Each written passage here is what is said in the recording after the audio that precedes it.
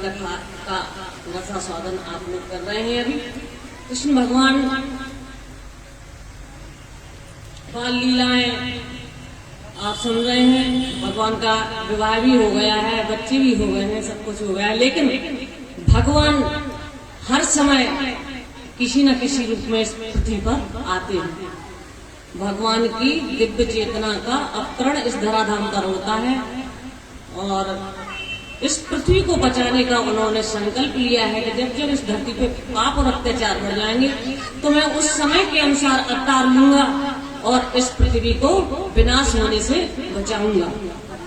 पवित्राणाय साधुनाम विनाशाय च दुष्कृताम धर्म संस्थापनार्थाय संभवामि युगे युगे।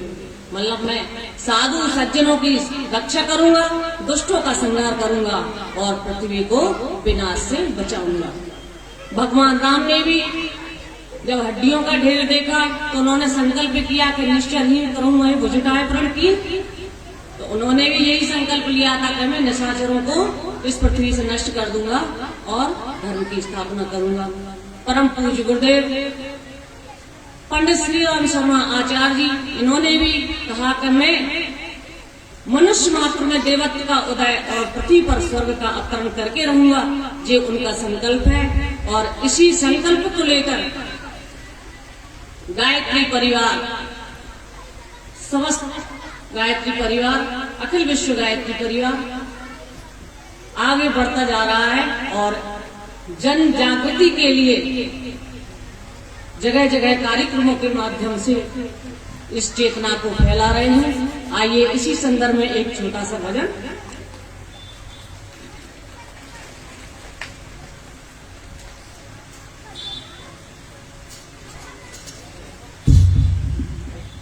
मनुज देवता बने बने यह धरती स्वर्ग समान, यही संकल्प हमारा, यही संकल्प हमारा। मनुज देवता बने बने यह धरती स्वर्ग समान, यही संकल्प हमारा, यही संकल्प हमारा। विचार क्रांति अभियान इसी को कहते युग निर्माण, यही संकल्प हमारा,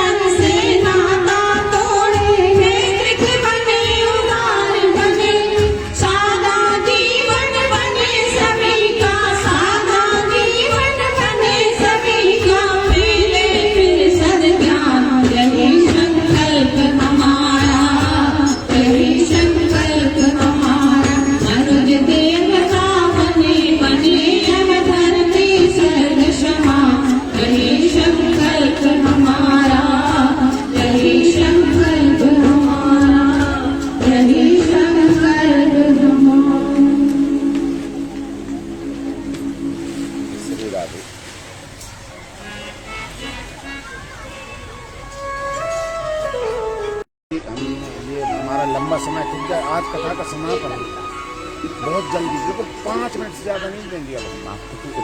आइए भगवान कृष्ण भगवान की कथा चल रही है तो मन हुआ कि कृष्ण भगवान का भजन क्यों न गाए, तुरंत का ही याद है। नटवर नागर नंदा भजो रे मन गोविंदा, नटवर नागर नंदा भजो रे मन गोविंदा, गोविंदा गोविंदा गोविंदा, गोविंदा गोविंदा गोविंदा, नटवर नागर नंदा भजो रे मन गोविंदा, नटवर नागर नंदा भजो रे मन गोविंदा।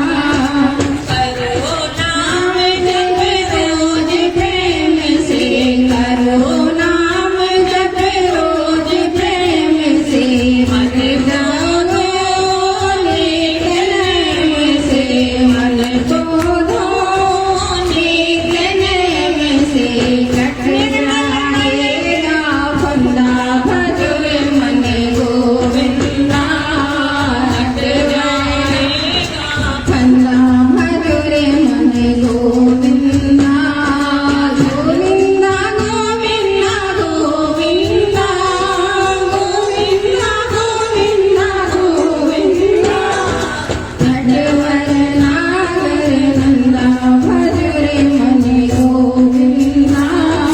सदवे बेटिया तो अपना ले, सदवे बेटिया तो अपना ले, कुछ तो सत करता बने वाले, कुछ तो सत करता बने वाले, पावन का मोहन होगा, पावन का मोहन होगा, कट जाएगा फंदा भजो रे मन गोविंदा, कट जाएगा फंदा भजो रे मन गोविंदा, नटवर नागर नंदा भजो रे मन गोविंदा, नटवर नागर नंदा भजो रे मन गोविंदा। बोले पावन भाव पुराण की जय।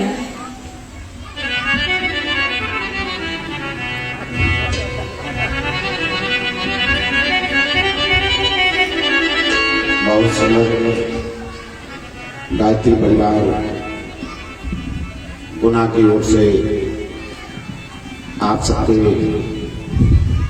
जन जागरण हेतु ये प्रस्तुति आपको इस व्याख्यान से समर्पित हुई। हम आपका व्यासपीठ से हृदय से स्वागत करते हैं। आप पधारे। बस इतना जरूर कहेंगे कि आप आने में लेट हो गए, थोड़े से जल्दी आना था तो आपको ज्यादा समय मिल पाता, क्योंकि आज समापन का कथा की समापन है और कथा यात्रा बहुत लंबी है, इसलिए ज्यादा समय हम आपको नहीं दे पाए।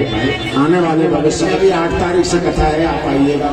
ये पुरानी छावनी में 8 तारीख से गांधी हाउस में भागवत कथा है। एक दिन आप आइए, आधे घंटे का समय। श्री राधे। बोल वृंदावन बिहारी लाल की। श्रीमन नारायण नारायण नारायण, श्रीमन नारायण नारायण नारायण, श्रीमन नारायण नारायण नारायण, श्रीमन नारायण नारायण नारायण, श्रीमन नारायण नारायण नारायण, श्रीमन नारायण नारायण नारायण, लक्ष्मी नारायण नारायण नारायण, श्री नारायण नारायण नारायण, लक्ष्मी नारायण नारायण नारायण। आइए कथा यात्रा में प्रवेश करते हैं। एक दिन भगवान अपने बालकों को साथ में लेकर के घूमने के लिए गए हैं। एक जगह पर जाकर के बैठ गए। बाल गोपाल का हम लोग क्रीड़ा करने लगते हैं। बाल गोपाल को क्रीड़ा करते हुए देखा। भगवान बैठे बैठे प्रसन्न हो रहे थे कि अचानक गेंद बालकों की जाकर के कुएं में जाकर के चले गए।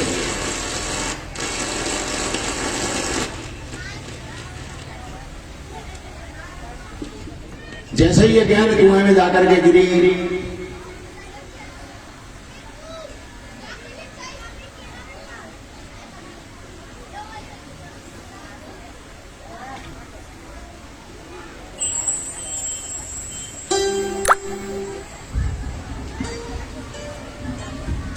बोलो वृंदावन बिहारी लाल की जय जय।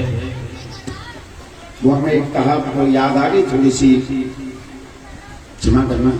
एक वो कहावत है ना, पतंग आई तो वो डोर भी ले गई साथ में। बोलो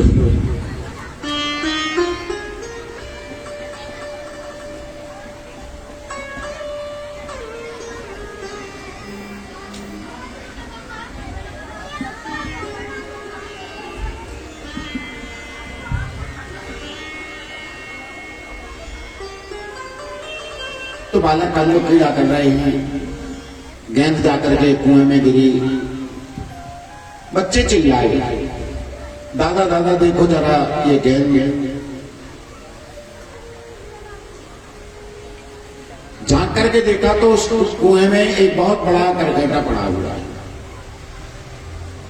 भगवान आए, भगवान ने आकर के झांक करके देखा, देखते क्या है कि इसमें बहुत विशाल क्रिकेट पड़ा हुआ है। उस क्रिकेट को देखा, भगवान ने अपना हाथ बढ़ाया और जैसे ही हाथ बढ़ाया तुरंत जैसे ही हाथ का स्पर्श हुआ वो क्रिकेट का देह छूट गया, दिव्य रूप धारण करके भगवान ने उसको बाहर निकाल लिया। भगवान ने कहा, वो भगवान कौन हो भैया? अरे महाराज मुझे नहीं जानती। भगवान ने कहा, भैया ऐसा क्या किया कि तेरे को नहीं जानता कि तू इतना प्रसिद्ध है कि क्रिकेट बन के पड़ा हुआ है? और ऐसा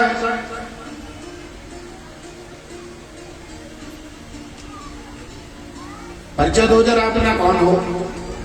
तो अपना परिचय दे रहा है कि नृगो नाम नरेंद्रो हम इक्ष्वाकु तनया प्रभु। महाराज मैं इक्ष्वाकु वंश में उत्पन्न नृग मेरा नाम है। भगवान ने कहा, भैया करता क्या है कि जिसके कारण तू बड़ा प्रसिद्ध है? बोले महाराज दाने स्वाख्याय रानेषु। महाराज मैं दान करता हूं। क्या दान करते हो भैया? बोले मैं गायें दान करता हूं। इतनी गायें दान करें, इतनी गायें दान करें कि यावत का सकता भूमे यावत तो तारिका, आकाश से गिरने वाले पानी की बूंदों की गिनती की जा सकती है।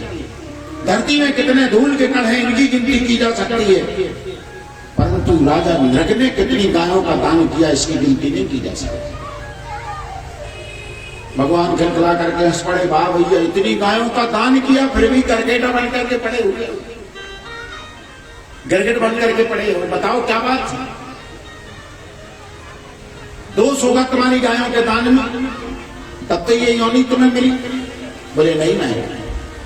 भगवान ने कहा, भैया बूढ़ी ठेड़ी गैया पंडितों को दे देता होगा? बोले ना।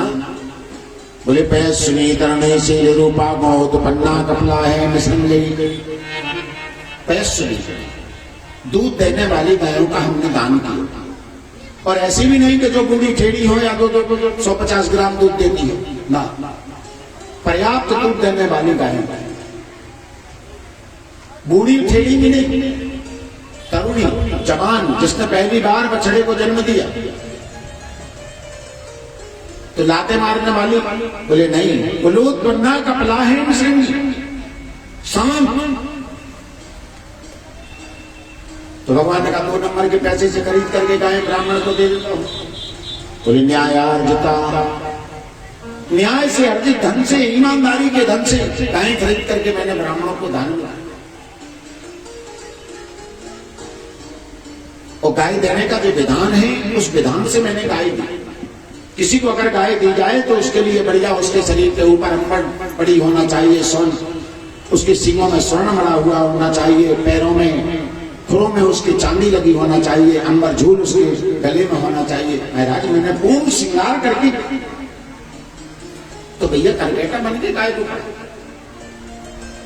बोले महाराज एक बार एक अपराध हो गया, मैंने एक ब्राह्मण को गाय दान में दी, वो ब्राह्मण गाय दान लेकर के चला गया, उसमें से एक गाय छूट करके आई, लौट करके आकर के मेरी गौशाला में प्रवेश कर गई। दूसरे दिन एक दूसरा ब्राह्मण आया, मैंने वही गाय दूसरे ब्राह्मण को दान दी। दूसरा ब्राह्मण उस गाय को लेकर के जा रहा था। पहले ब्राह्मण की नजर पड़ी, उसने देखा अरे ये गाय तो मेरी है, मेरे को कल राजा नृग ने दान में दी थी, और आज दूसरा ब्राह्मण ने कहा भैया ये तो मेरे को अभी अभी दान में दी है, मैं लेकर के जा रहा हूं।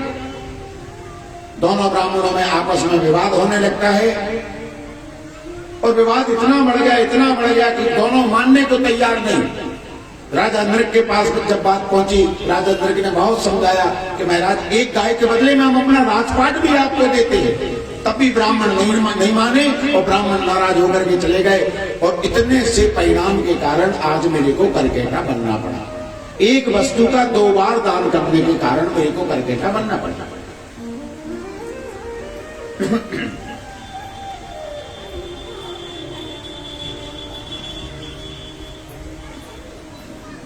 जब मृत्यु हुई, यमराज के यहां पर मेरा लेखा जोखा देखा गया, तो उस समय मेरे से पूछा गया कि भैया जीवन में बहुत अच्छे कर्म किए, इसलिए स्वर्ग जाना है, लेकिन एक वस्तु को 2 बार दान करने के कारण 2 घड़ी के लिए तुम्हें नरक भी जाना। बताओ महाराज पहले नरक जाओगे या स्वर्ग जाओगे? मैंने सोचा कि नरक तो केवल 2 घड़ी के लिए जाना है, इसलिए पहले नरक जा लेते हैं, पर बाद में स्वर्ग चले जाएंगे। तो मैंने नरक मांग लिया, और तब से लेकर के करकेटा बन करके पड़ा हूं। आज आपकी कृपा हुई, आपका स्पर्श मिला, तो आज दिव्य देह धारण करता है, दिव्य मन प्रकट हुआ, बैठ करके अपने धाम की ओर प्रस्थान कर जाता है। बोलिए भक्तवत्सल भगवान की जय। तो भगवान ने अपने बालकों को बिठा लिया और समझा रहे हैं कि देखो अगर भूल बसात भी किसी विप्र का अपमान हो जाता है तो उसका कितना भीषण परिणाम होता है। फिर अगर कोई जानबूझ करके अगर विप्र अपराध करता है तो उसका परिणाम क्या होता है। अगर किसी ब्राह्मण के धन का दुरुपयोग किसी ने किया है तो 60 वर्ष शास्त्राणी विष्टायाम जायते कृमि, 60,000 वर्ष तक तो विष्टा का कीड़ा बनना पड़ता है, और उसके बाद कुलम समूलम रहती, कुल सहित उसका विनाश हो जाता है। इतनी धुलाई होने के बाद फिर जा करके उन्हें इस पृथ्वी पर आने का सौभाग्य प्राप्त हुआ। मानो भगवान अपने बच्चों को बिठा करके समझा रहे हैं कि देखो ब्राह्मणों का अपराध नहीं करना, सब कुछ कर लेना संसार में, क्योंकि इन 4 का कभी अपराध नहीं करना चाहिए। विप्र दैन सुर संत हित, ब्राह्मण का कभी अपराध नहीं करो, देवताओं की कभी उपेक्षा नहीं करो, गाय को कभी सताओ नहीं, और संत इनके कारण ही तो गोविंद को आना पड़ता है। भगवान मानो बताना चाहते हैं कि भय बिन हो न प्रीत, लेकिन आगे चल करके भगवान के वंश का विनाश भी तो विप्र श्राप से ही होता है। भगवान ने अपने बालकों को समझा रहे हैं। एक दिन दाऊ भैया ने कहा कन्हैया अब बहुत दिन से यहां बैठे हैं, अब एक काम कर तुम अपनी द्वारिका संभाल, मैं तो बहुत दिन हो गया वृंदावन नहीं गया, ब्रजवासी सब इंतजार कर रहे होंगे, अब मैं वृंदावन की ओर। तो मधु माधव 2 महीने चैत्र वैशाख 2 महीने की छुट्टी लेकर के दाऊ भैया वृंदावन की ओर प्रस्थान करते हैं। वृंदावन में गए, समस्त ब्रजवासियों ने दाऊ भैया को देखा, गदगद हो गए, बैठ करके घंटों मंत्रणा करते हैं। एक दिन बैठ करके मंत्रणा कर रहे थे, दाऊ भैया ने सोचा दोपहर के 11 बज रहे हैं, अभी तक स्नान नहीं किया है, स्नान करना है भैया। तो फिर विचार किया कि कौन जाए यमुना जी तक, एक काम करो यमुना जी को यही बुला लो। सो आवाज लगा दी, ओ यमुना आकर के स्नान कराओ। यमुना मैया ने विचार किया, ऐसे घर घर जाकर के स्नान कराने लगे तो हो गया। जब दाऊ भैया की उपेक्षा हुई, दाऊ भैया की नहीं सुनी, तब जाकर के दाऊ भैया को गुस्सा आ गया। तो दाऊ भैया ने तुरंत अहले मूसल बढ़ाया और यमुना मैया को पकड़ करके खींच लिया, और जैसे ही खींचा तो जाकर के सीधे चरणों में गिर पड़ी। राम राम महामाओ ना जाने तब विक्रमा, महाराज मैं आपको पहचान नहीं पाई। तो कभी वृंदावन जाइएगा तो यमुना जी के दाऊ भैया के पराक्रम को यमुना मैया टेढ़ी मेढ़ी होकर के बहती, क्योंकि दाऊ भैया ने पकड़ करके खींच लिया।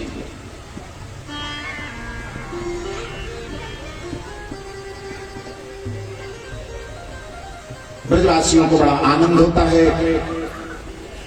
और अब कथा यात्रा तो बहुत लंबी है, समय बहुत कम है। आज कथा विराम की ओर जाएगी। आने वाली 8 तारीख से पुनः कांजी हाउस पुरानी छावनी में भागवत की कथा होगी। सभी लोगों को भागवत की कथा का आमंत्रण आज से ही 8 तारीख की कथा का आमंत्रण आप लोगों को दिया जाता है। सभी लोग पधारें, कथा मनाएं।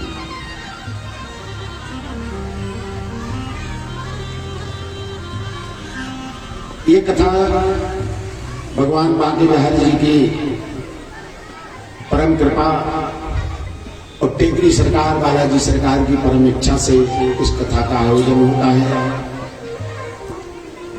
इस कथा में कोई ये नहीं कह सकता कि ये कथा मैं कराता हूं। बस सब केवल एक ही बात कह सकते हैं कि ये कथा होती है। अब ये कैसे होती है ये कोई नहीं समझ पाता, और बालाजी सरकार की कृपा से ये कथा हो जाएगी। इसमें केवल परमात्मा की कृपा के अलावा दूसरा कोई साधन नहीं।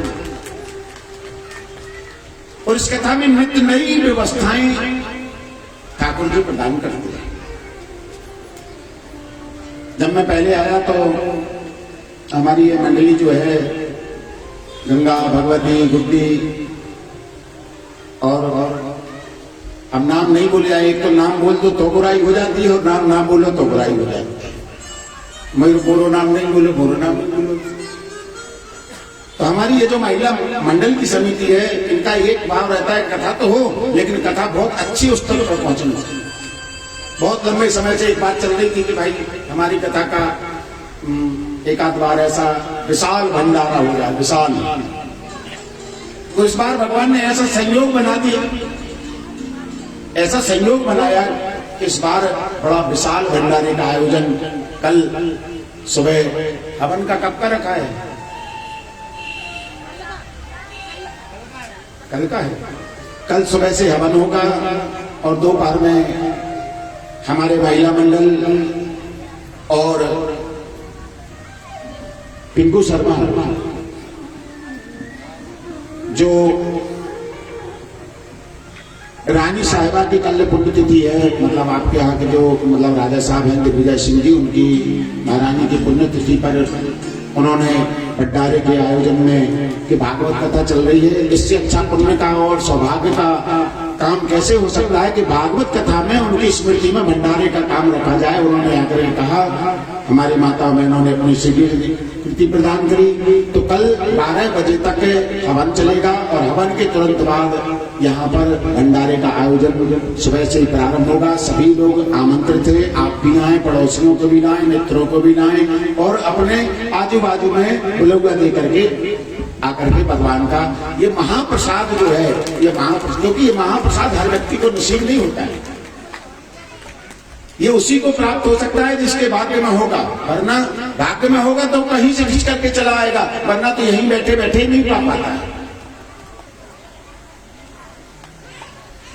तो हरि अनंत, हरि कथा अनंता। जैसे परमात्मा अनंत है वैसे परमात्मा की कथा अनंत है।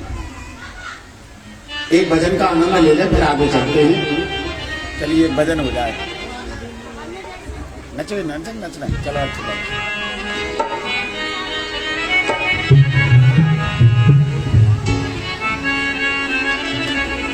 आज पंडित जी कहाँ है भैया?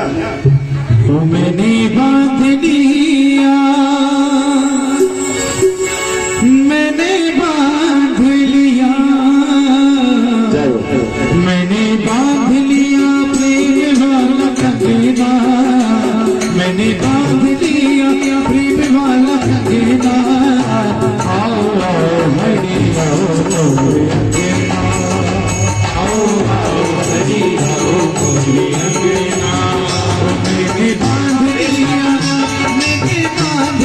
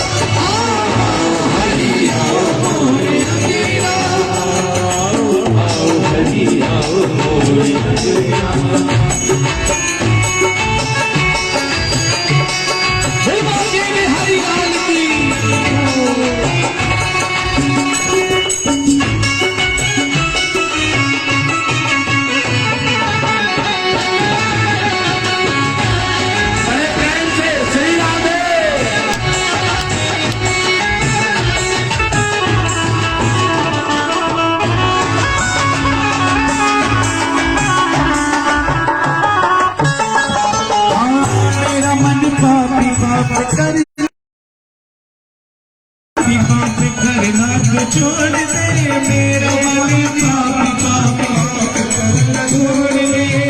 यही मांग मेरी, यही मांग मेरी, यही मांग मेरी, और कोई मांगना, यही मांग मेरी, और कोई मांगना।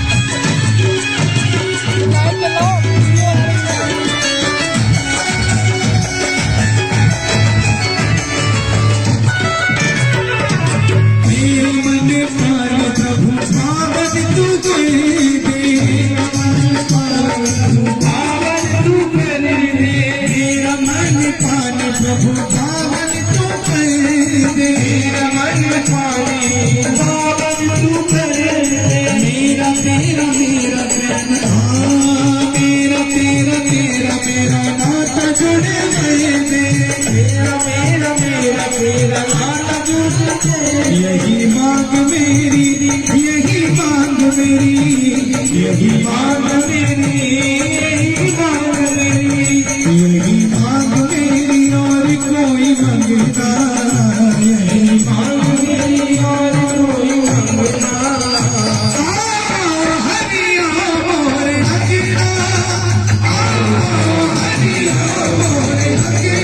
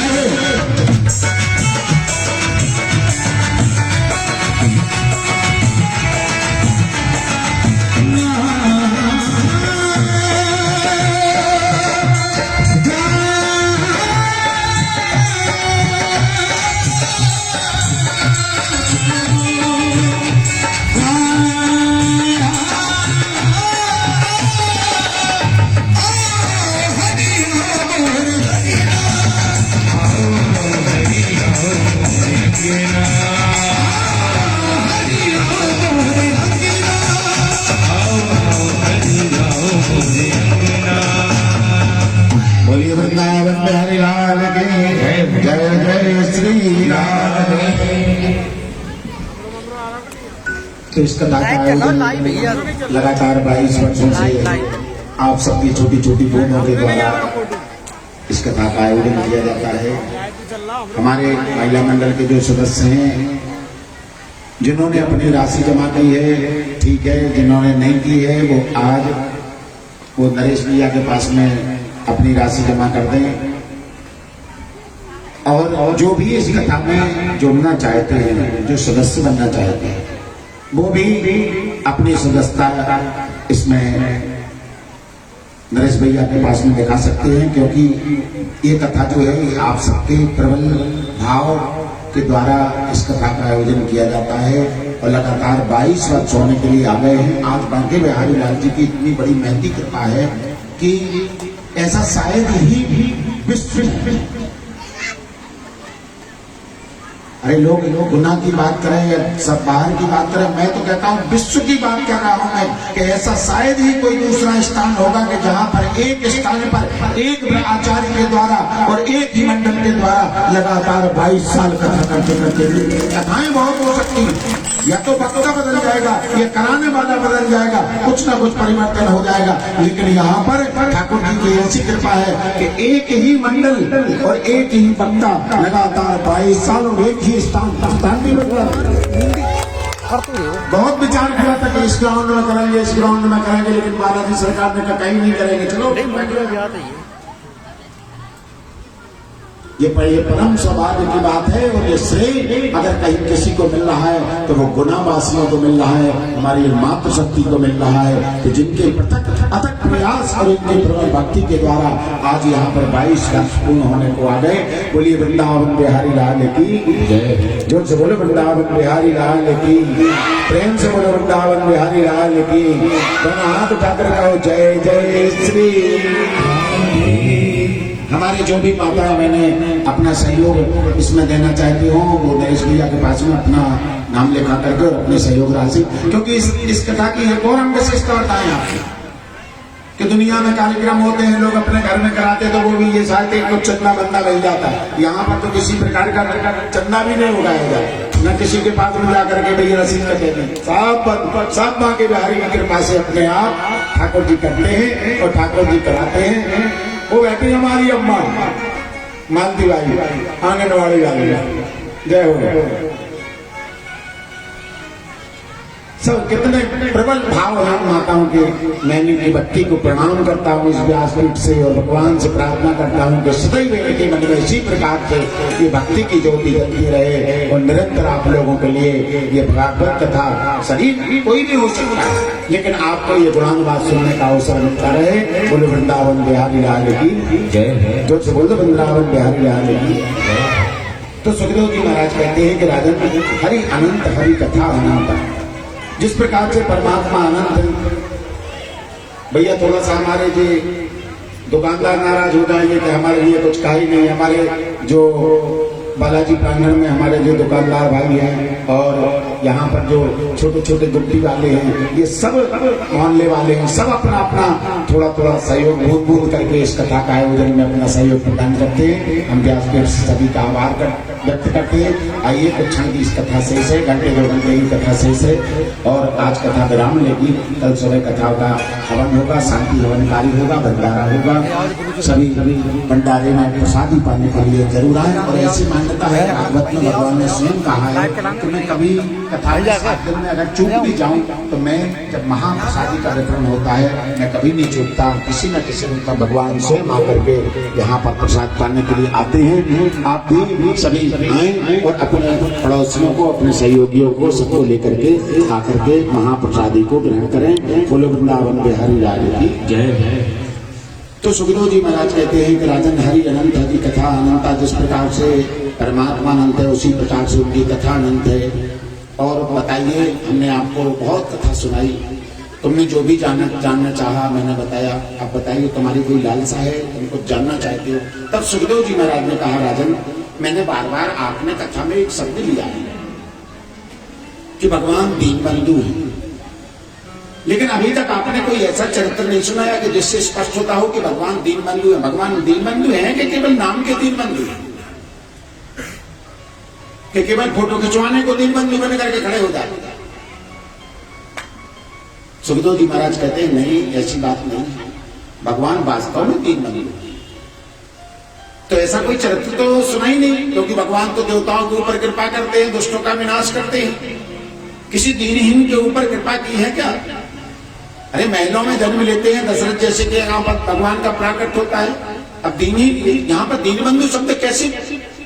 तो सुखदेव जी महाराज कहते हैं राजन चलो सुनो, अब हम तुम्हें एक ऐसी घटना की तरफ ले चलते। भगवान के एक सखा है बचपन की, नाम है सुदामा। और भागवत में तो सुदामा शब्द नहीं आया, सुदामा का नाम नहीं आया, श्रीदामा को ही सुदामा से संबोधित किया गया। सुदामा जी महाराज भगवान के प्रिय सखा है। कृष्ण से आशीष सखा कश्चित ब्रह्मणो ब्रह्म विद्यमा विरक्त इंद्रियार्थेषु प्रशांत आत्मा जितेंद्रिया। लोग दरिद्र कहा करते हैं सुदामा जी, परंतु सुदामा का दरिद्र है। सुदामा दरिद्र नहीं, सुदामा विपन्न है, गरीब है, दरिद्र नहीं। दरिद्र कौन है? दरिद्र वो है जिसको और पाने की लालसा है, और मिल जाए, और मिल जाए। और सुदामा तो कहते हैं कि बिना मांगे मोती मिले, मांगे मिले ना भीख मिले, को मांगने की आवश्यकता नहीं, क्योंकि जब आवे संतोष धन सब धन दूर ही समान। जिसके अंदर संतोष रूपी धन जागृत हो जाए उसको क्या आवश्यकता है? सुदामा जी महाराज ने तो एक संकल्प ले रखा है कि बिन मांगे मोती मिले, मांगे मिले ना भीख। मैं कभी किसी के आगे हाथ नहीं फैलाऊंगा। इतनी विपन्नता है, घर में खाने को नहीं है जब भी। और जैसा सुदामा जी का स्वभाव है वैसे ही उनकी पत्नी सुशीला की रख दीजिए, रख दीजिए, वहीं रख दीजिए, बैठ जाइए।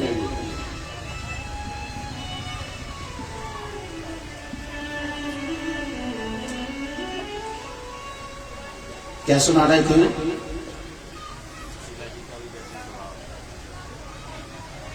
हाँ बताइए क्या सुना रहे थे? वो बिटिया बोल रही है।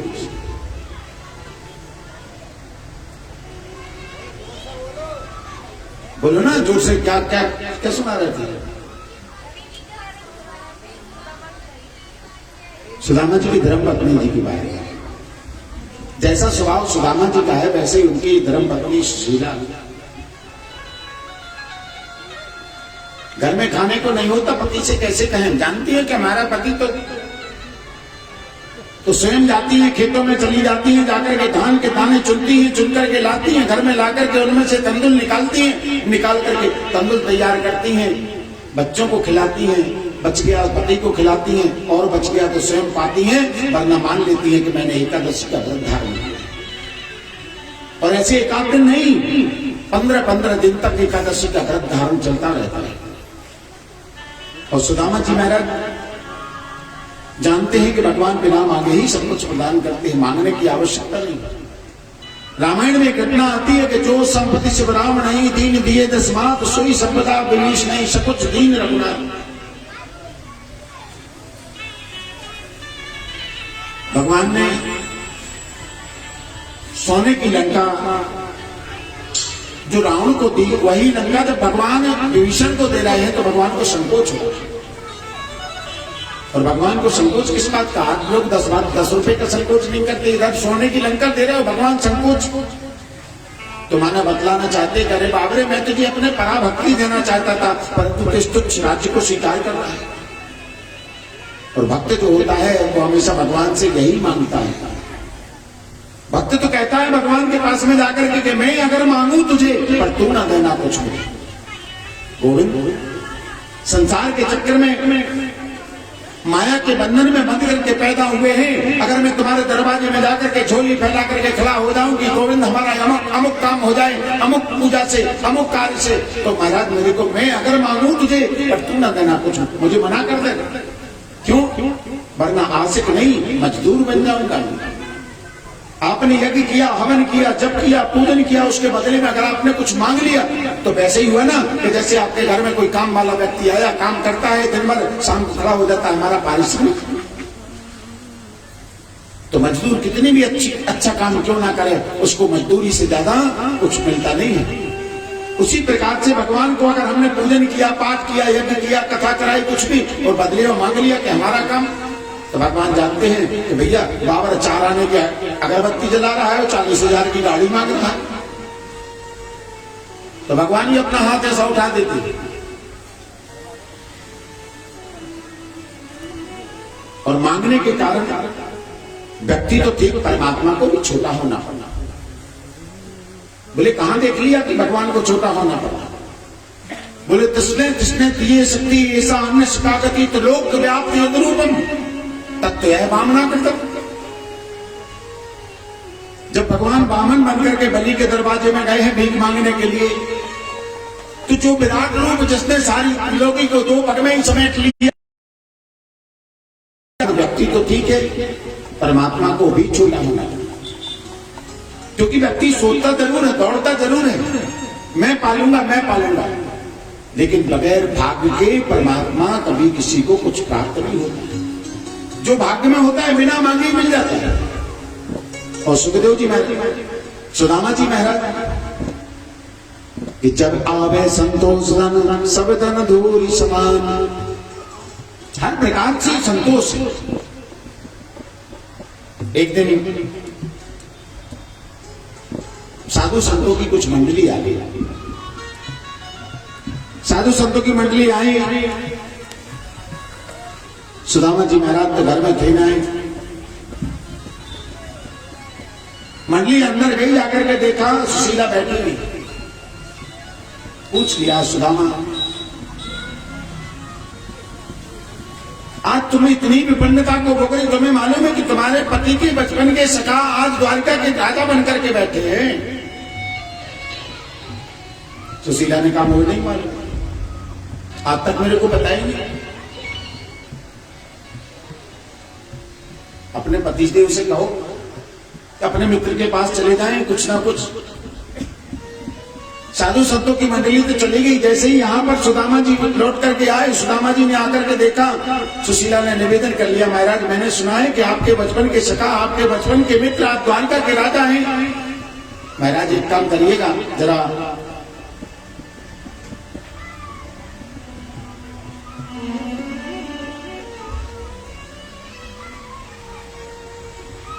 एक बार आप चले जाइएगा।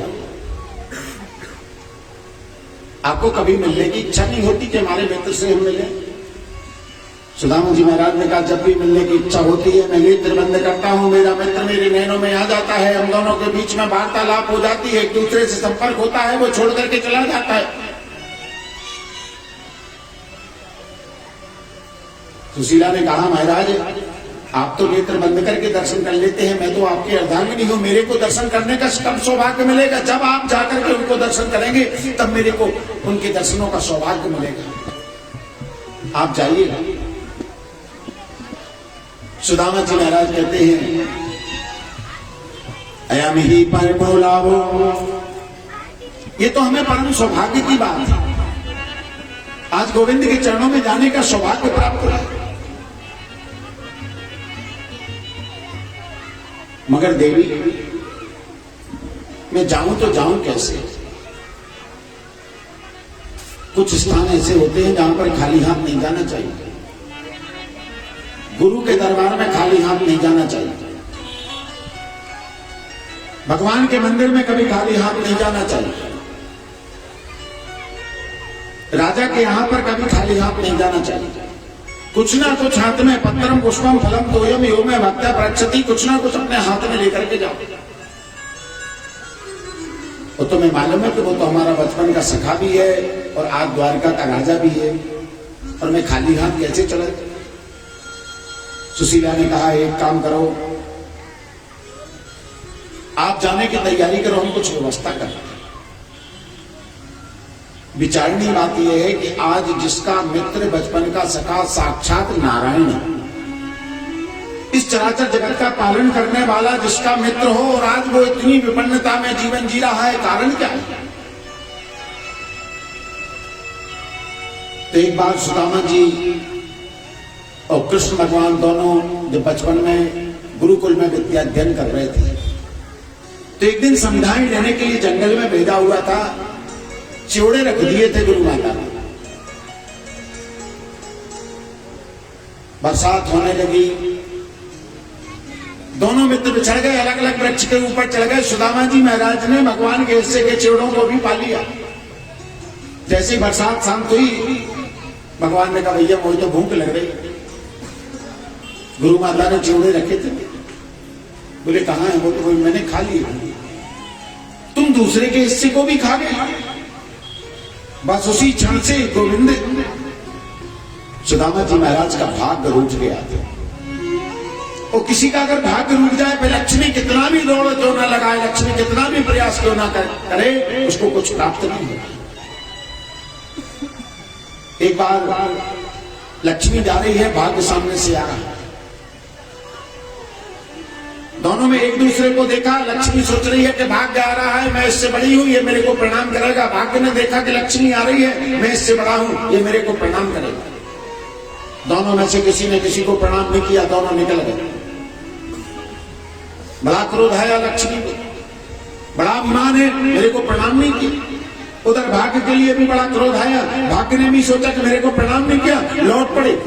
इधर लक्ष्मी लौटी, उधर भाग्य लौटा, दोनों जाकर के मिले। लक्ष्मी ने कहा भाग्य मैं तेरे से बड़ी, तेरे को प्रणाम करना चाहिए। भाग्य ने कहा लक्ष्मी मैं तेरे से बड़ा, तुझे प्रणाम करना चाहिए।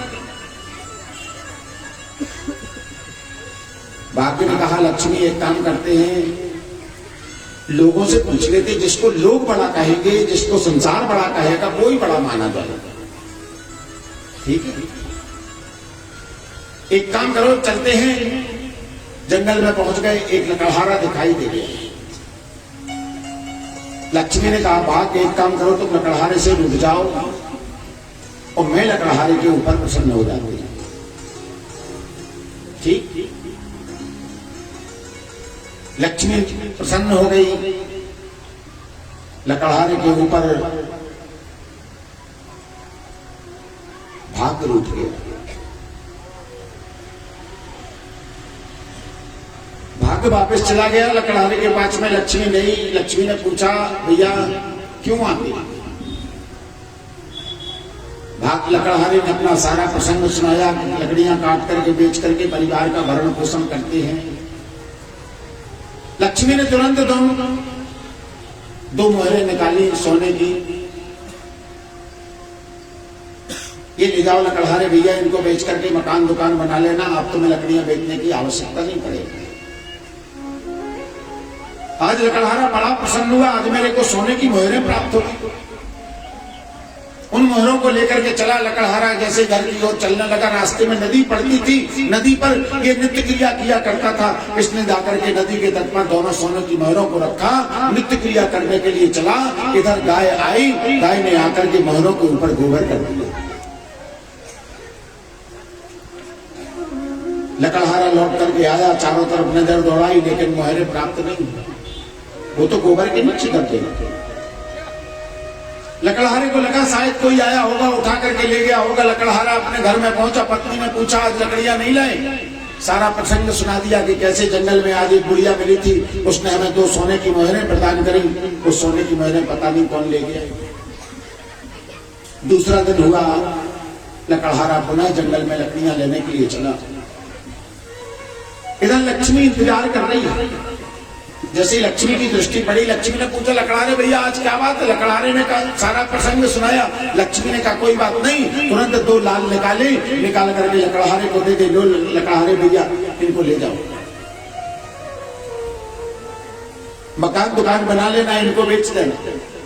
लकड़हारे ने ऊपर की जेब में दोनों लालों को रखा, लेकर के चले। जैसे ही फिर जल में, नदी में जाकर के जैसे ही जल पीने के लिए झुके, दोनों लाल गिरी, मछली न निकली, अतः जल की ओर प्रस्थान कर जाता।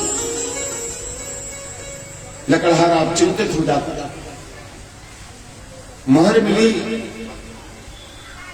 कोई ले गया। आज लाल मिले, दोनों के दोनों मछली ले गई। पत्नी ने पूछा, सारा प्रसंग सुनाया। आज पुनः जैसे ही लकड़ियां लेने के लिए चला, जंगल में पहुंचा, लक्ष्मी की दृष्टि पड़ी, पूछ लिया, सारा प्रसंग सुना। लक्ष्मी ने कहा एक काम करना, आज हम तुम्हें नदी के तट तक छोड़ने के लिए चलेंगे। लक्ष्मी ने साथ में लिया, तुरंत लेकर के गए, नदी पार कराया, गमछा निकाला, उसमें से उसके गमछे में 2 सोने की ईंटें निकाल करके लक्ष्मी ने रख दी। लो भैया ये ले जाओ, अब तो तुम चले जाओगे ना। वो अपने घर में पहुंचा, देखा तो पत्नी घर में है ना ही। विचार करने लगा पत्नी कहाँ। फिर याद आया कि 4 दिन से घर में कुछ नहीं है, पत्नी शायद पड़ोस में मांगने के लिए गई होगी। इधर उसने सोचा चलो पत्नी को खोजने के लिए चलते हैं। उसने दरवाजे में बरोसी में राख के नीचे दोनों सोने की ईंटों को रखा, पत्नी को खोजने के लिए चला। इधर पड़ोसन को आग की आवाज़ पकड़ गई।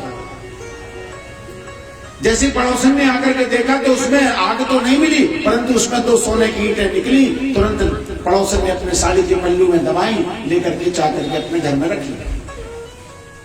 लकड़हारा पत्नी को खोज करके लाया, पूछ लिया। पत्नी ने पूछा क्या बात? बोले 2 सोने की ईंटें लेकर के आए, कहाँ है? बोले बरोसी में। जैसी बरोसी में देखा तो कुछ ना। पत्नी चिल्लाने लगी,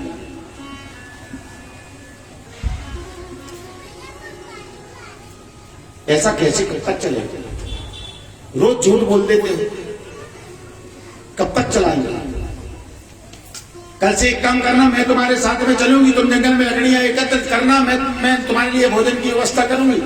पत्नी को साथ में लिया, लेकर के चले जाकर के नदी के तट पर। पत्नी ने कहा मैं भोजन बना रही हूँ, तुम जाओ जाकर के जंगल से लकड़ियां काट करके लेकर के आए।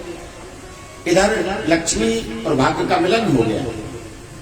भाग्य ने कहा लक्ष्मी तूने अपना चमत्कार देख लिया, उसको कुछ भी प्राप्त नहीं हुआ, अब मेरा चमत्कार देखो, आज से तुम रूठ जाओ लकड़हारे के ऊपर, मैं प्रसन्न हो जाता हूँ। आज से लक्ष्मी रूठ गई और भाग्य प्रसन्न हो गया। इधर पत्नी भोजन बनाने के लिए, कंडे बीनने के लिए चली और जाकर के वही कंडा उठाया जिसमें 2 सोने की मोहरें लगी। जैसे ही दोनों सोने की मोहरों को देखा, पत्नी सोचने लगी मेरे पति ने ठीक कहा था, शायद गाय ने आकर के गोबर कर दिया, इसलिए नीचे दबे। आज जंगल में जब लकड़हारा पहुंचा तो जाकर के देखा तो देखता क्या है, कोई नहीं मिला। जाकर के लकड़ियां एकत्रित की, लकड़ियां एकत्रित करके लौट करके गट्ठा बना करके लेकर के आया। पत्नी ने कहा भोजन तैयार है। लकड़हारे ने कहा जरा मछली पकड़ लेती। बैठ गया मछली पकड़ने के लिए। वही मछली पकड़ में आई जिसने दोनों लाल निकले हुए थे।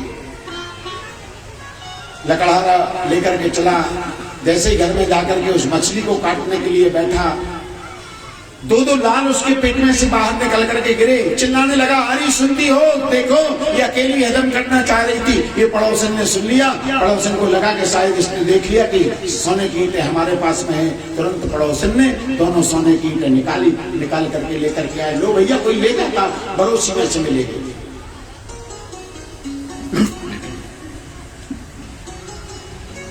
तो भाग्य अगर प्रबल होता है तो प्रयास करने की आवश्यकता नहीं पड़ेगी।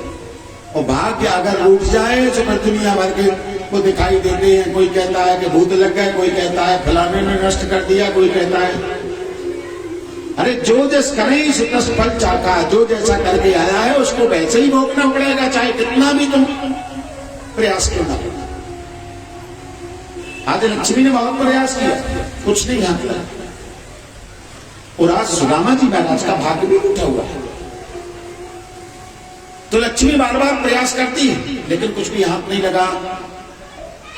तो सुशीला ने कहा कि एक काम करो, मैं व्यवस्था करती हूँ। सुशीला गई, या चतवा चतरो मुष्टि ब्रह्मा विप्रांत तन्नुलम। सुशीला 4 ब्राह्मणों के यहां पर गई। पहले तो एक जगह पर गई, आकर के मैं अपने पति को साथ भेजना चाहती हूँ, 1 अंजलि चावल देना। अब जर्जर साड़ी है, 1 अंजलि तंदुल लेकर के चली। रास्ते में पोटली खुल गई, यत्र तत्र तंदुल बिखर गए। उसी समय पर भगवान भोले बाबा पार्वती जी के साथ में जा रहे थे। पार्वती जी ने प्रश्न किया, महाराज बताइएगा ये कैसी लीला गोविंद की, जिसके घर में कुछ नहीं, 1 अंजलि चावल मांग करके लाई, वो भी रास्ते में बिखर गए यत्र तत्र। महाराज ये क्या लीला है? भोले बाबा ने कहा देवी समय आने पर बताऊंगा, चलो। लेकर के पहुंच गए कैलाश पर्वत पर। एक दिन भोले बाबा ने कहा देवी बहुत दिन हो गए बिहार करने को नहीं गए, चलो जरा बिहार करने को चलते हैं। भोले बाबा ने पार्वती जी को लिया, लेकर के बिहार करने के लिए गए। भोले बाबा अपने साथ में कंदमूल लेकर के गए।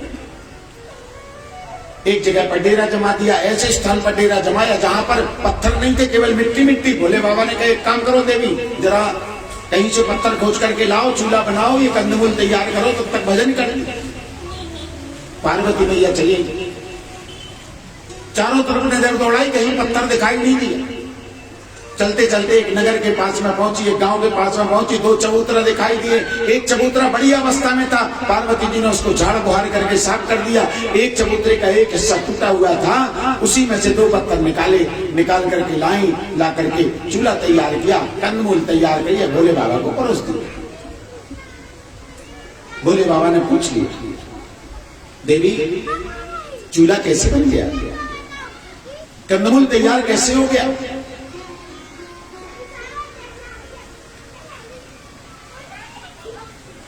पार्वती जी ने कहा बाबा पास में दो चबूतरे हैं, एक चबूतरा बढ़िया अवस्था में है, एक चबूतरा टूटी अवस्था में है। बढ़िया अवस्था में जो चबूतरा है मैं झाड़ बुहार करके आई, जो टूटी अवस्था में चबूतरा है उसमें से दो पत्थर निकाल करके लाई। भोले बाबा ने कहा देवी यही तुम्हारी शंका का समाधान है और यही तुम्हारे प्रश्न का उत्तर है। इस संसार में जो टूटा हुआ है लोग उसको तोड़ने का प्रयास करते हैं, जो भरा पड़ा है उसके यहाँ पर लोग अपना भी ले जाकर के रख देते हैं। तुम्हारे यहाँ पर हमारा सुरक्षित है, क्योंकि लक्ष्मी का यही स्वभाव है कि लक्ष्मी तेरे राज्य में एक बड़ा अंधेर और कमती में कमती करे और लगे ढेर में ढेर। बोले वृंदावन बिहारी लाल की। जिसके घर में भरा होगा लोग अपना भी ले जाएंगे, लो भैया ये हमारा भी सुरक्षित रहेगा। लेकिन जिसके घर में कुछ नहीं, उसको हटा दिया जाएगा, कहां भीख मांग रहा। लेकिन किसी मंत्री संतरी के यहां पर जाएंगे, मिठाई का डिब्बा लेकर के जाएंगे। जिसके कुत्ते मिठाई को नहीं खाते उसके यहाँ पर मिठाई का डिब्बा लोग बच्चों के लिए लेकर के आएंगे। लेकिन अगर कोई भूखा आ जाए तो उसको जरूर भगा दिया जाए कि लक्ष्मी तेरे राज्य में एक बड़ा अंधेर और कमती में कमती करे और लगे ढेर में ढेर। ये लक्ष्मी का स्वभाव है। सुशीला ने विचार किया कि एक अंजलि चावल लेकर के आई थी, सारे के सारे यत्र तत्र बिखर गए। फिर विचार आया कि ओहो कितना दयालु है ठाकुर। शायद विचार कर रहा होगा कि अगर एक घर के चावल जाएंगे तो समझ जाएगा कि इनके घर में तो भंडार बड़ा है। तुरंत चार चार ब्राह्मणों के यहाँ पर गई, या चतुआ चतुरो मुष्टि विप्रांत तन्नुलम। किसी के चावल टूटे हुए हैं, किसी के चावल में धान है, किसी के में कंकड़ है। 4 मुट्ठी चावल मांग करके लाई, अपने साड़ी को 4 पल्लू किए और उस लाकर के पोटली बनाई, आकर के अपने पति को दे दिए, ये हमारी तरफ से गोविंद को भेंट कर। सुदामा जी महाराज ने लिया और लेकर के सुदामा जी महाराज पदार्पण करते हैं। जैसे घर से कदम बढ़ाया साधु संत मिल गए। साधु संतों के साथ में सुदामा जी महाराज चल रहे हैं और गाते हुए जा रहे हैं। चले श्याम सुंदर से मिलने सुदामा, गाते चले मन में हरे कृष्ण रामा। चले श्याम सुंदर से मिलने सुदामा, गाते चले मन में हरे कृष्ण रामा। चले श्याम सुंदर से मिलने सुदामा, गाते चले मन हरे कृष्ण रामा। चले श्याम सुंदर से मिलने सुदामा, गाते चले मन में हरे कृष्ण रामा। चले श्याम सुंदर से मिलने सुदामा, गाते चले मन में हरे कृष्ण रामा। चले श्याम सुंदर से मिलने सुदामा, गाते चले मन में हरे कृष्ण रामा। तो सुदामा जी महाराज चल रहे हैं, साधु संतों के साथ में लग लिए हैं। अब जाना है कहाँ? द्वारिकापुरी। और साधु संतों के साथ में लग करके पहुंच गए कहाँ? काशी में। काशी में जाकर के साधु संतों के बीच में बैठ करके गंगा जी के किनारे खड़े हुए हैं।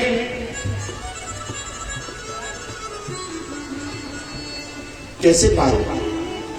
एक एक घंटी चमक रही है। एक केवट आया, दया आ गई केवट को। केवट ने देखा कि तन पहला नत्ता और चल दिए कलकत्ता। केवट ने कहा महाराज है कोई पार जाने वाला?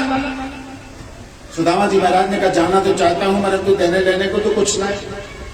दया आ गई, बिठा लिया नौका में, चलिए। नौका चलने लगी। महाराज कहां से आ रहे, कहां जा रहे? सुदामा जी महाराज ने कहा भैया सुदामापुरी से आ रहे हैं, द्वारकापुरी जाना है।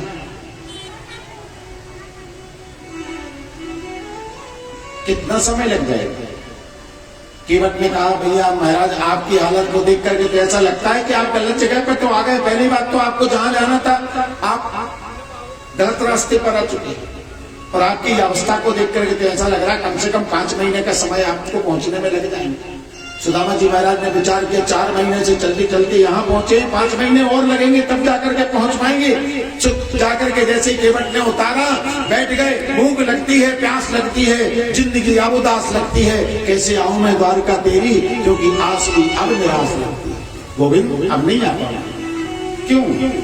कि दूर नगरी, बड़ी दूर नगरी, कान्हा दूर नगरी, बड़ी दूर नगरी,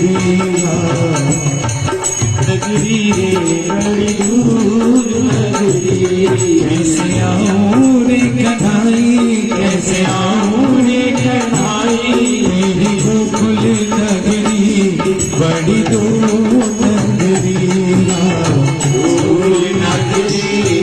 बड़ी दूर नगरी, दूर नगरी रे बड़ी दूर नगरी।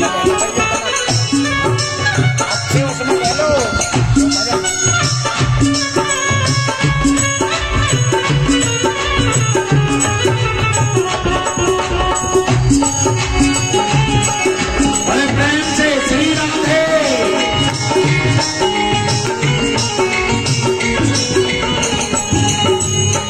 रात को कान्हा डर मोहि लागे, रात को कान्हा डर मोहि लागे, रात को कान्हा डर मोहि लागे, रात को कान्हा डर मोहि लागे।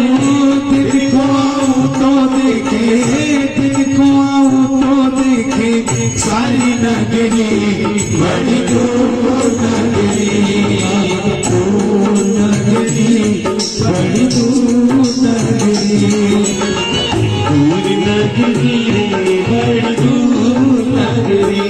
कैसे आऊं रे कन्हाई, कैसे आऊं रे कन्हाई, तेरी गोकुल नगरी बड़ी दूर नगरी, दूर नगरी बड़ी दूर नगरी।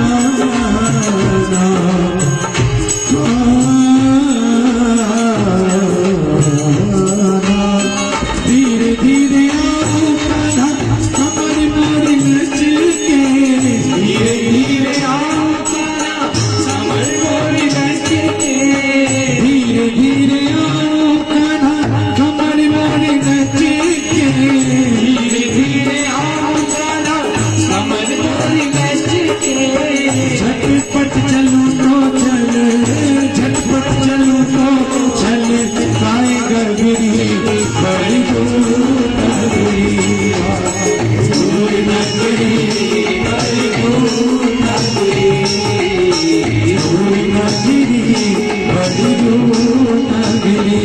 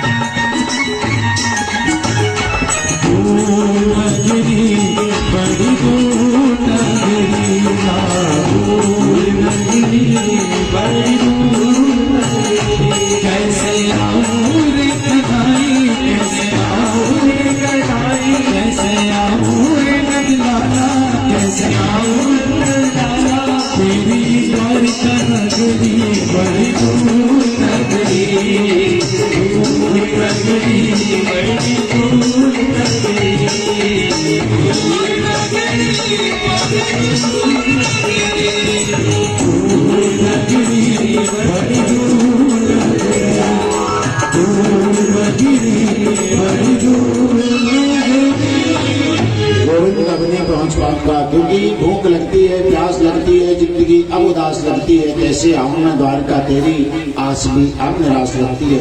गोविंद नहीं पहुंच सकता। सुदामा जी महाराज तोसी गंगा जी की बावली में लेट गए। इधर जो सुदामा की आठ पुकार गोविंद के कान में पड़ी, भगवान ने तुरंत गरुड़ को बुलाया।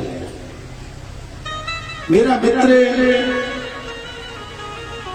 जो गंगा जी की बाली में पड़ा है, उसको लाओ लाकर के द्वारिका में नजदीक में स्थापित करो। लेकिन उसको मालूम नहीं होना चाहिए। गरुड़ ने जाकर के सुदामा जी को उठाया, ले जाकर के द्वारकापुरी में स्थापित कर दिया। निद्रा टूटी, देखते कहा है कि चारों तरफ केवल महल है, तालिकाएं दिखाई दे रही। किसी राहगीर को रोक करके पूछ लिया, भैया ये कौन सी नगरी? मैं तो गंगा जी की बालू में पड़ा था, ये कहां पहुंच गया? ये कौन सी नगरी है? उसने कहा द्वारकापुरी। अरे द्वारका को मोही जाने, मैं द्वारका कैसे आ गया? मैं तो गंगा जी की बालू में। मोही नहीं है मालूम। अच्छा महाराज, यहाँ के महाराज जो है, यहाँ पर बता दो मेरे कन्वा का मकान कहाँ है? यहाँ पर हमारे नहीं भैया, मैंने तो सुना है कि हमारा कन्हैया द्वारिका को राजा है। यहाँ के महाराज कौन है? रायगीर ने कहा महाराज यहाँ के महाराज हैं श्री श्री 1008 श्री रणछोड़ राय कृष्णचंद्र जी महाराज। सुदामा जी महाराज ने कहा भैया कोई का मालूम के पाने द्वारिका में आकर के अपने एक हाथ लंबो नाम बनाए ली। विशुद्ध नाम तो बाको कृष्ण है, हम तो बाको कन्वा कहें, कन्हैया कहें। मोहे नहीं मालूम कि भैया के बाको एक हाथ लंबो नाम बनाओ यहाँ पर आकर। बता दो भैया पता ठिकाना कहाँ मिलेगा? रायगीर ने कहा महाराज यहाँ पर जितने भी महल तालिकाएं दिखाई दे रहे हैं वो सब कृष्ण के हैं, जाकर के चले जाइएगा। बोले महाराज ऐसे अगर इन महलों में घूमने लगे तो जिंदगी बीत जाएगी, प्राप्त नहीं कर पाए। कोई निश्चित थोड़ा ठिकाना बताओ, कहाँ बैठता है, कहाँ रहता है? बोले महाराज यहाँ से जाएंगे, सातवीं ड्योढ़ी को पार करेंगे, वहां पर 2 जय विजय नाम के पार्षद मिलेंगे, उनसे जाकर के पूछ लेना, वो आपको जाकर के मिलाएंगे। सुदामा जी महाराज चले, जाकर के जैसे ही 7वीं ड्योढ़ी पर पहुंचे, जय विजय की दृष्टि पड़ी, दौड़ करके आए, सुदामा जी महाराज को साथ में लिया, लेकर के चले। जय विजय समझ गए कि हमारे महाराज के पास में ऐसे ही लोग तो आते हैं कि तन पे लगता और चल दिए कलकत्ता। हमारे महाराज के पास कोई नहीं आता टेची में टेची लेकर के कि लो हमसे भेंट करने के लिए।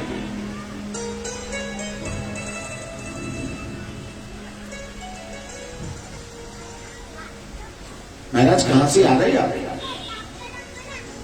भैया द्वारकापुरी से आ रहे, सुदामापुरी से आ रहे। जाकर के निवेदन करो कि हमारे आपके बचपन के सखा, बचपन के मित्र सुदामा आपसे मिलने के लिए आए। जय विजय ने कहा महाराज अभी अभी हमारे महाराज जो हैं वो राजसभा से उठ करके आए हैं, शायद भोजन करके विश्राम कर रहे होंगे, फिर भी जो आज्ञा होगी हम आपको निवेदन करेंगे। आसन दिया, आसन देकर के बैठा दिया। जय विजय गए, अंदर जाकर के देखा तो भगवान विश्राम कर रहे हैं। और जैसे ही भगवान की नजर पड़ी, जय पूछ लिया क्या बात है। जय ने आकर के सब सारा प्रसंग सुनाया। महाराज एक ब्राह्मण देवता, एक विप्र देवता दरवाजे पर बैठे हैं, आपसे मिलने की लालसा लेकर के आए। भगवान ने पूछ लिया भैया नाम कहाँ, कुछ पता ठिकाना, कहां से आए, क्या है? बोले महाराज देखना मैं तो बिल्कुल विपन्न है, एड़ी फटी है, बीमारी फटी है, जगह जगह से रक्त बमन हो रहा है। भैया नाम गांव पर कुछ पता ठिकाना कुछ तो दिया होगा, कहां से आए? कहा महाराज मैं जाता नहीं जानता, जब मैंने है और जो सुदामा सुना, भगवान ने एक पल का विलंब नहीं किया और दौड़ लगा देते। जय विजय जाकर के भगवान को बताना रहा। देखो देखो ये गरीबी, ये गरीबी कहा कृष्ण के दया पे विश्वास लेके आया हूँ। मेरे बचपन का यार है मेरा श्याम, यही सोच के कुछ आस लेके आया हूँ।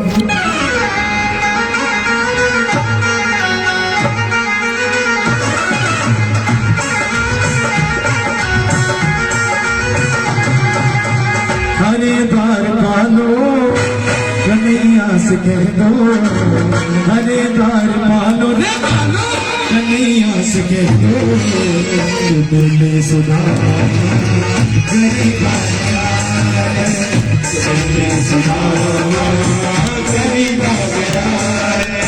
हरे द्वार पालो कन्हैया से कह दो, हरे द्वार पालो कन्हैया से कह दो, दिल में सुना गरीब आया, दिल में सुना गरीब आया। भटकते भटकते न जाने कहाँ से, भटकते भटकते न जाने कहाँ से, तुम्हारे महल में गरीब आया है, तुम्हारे महल में गरीब आया है।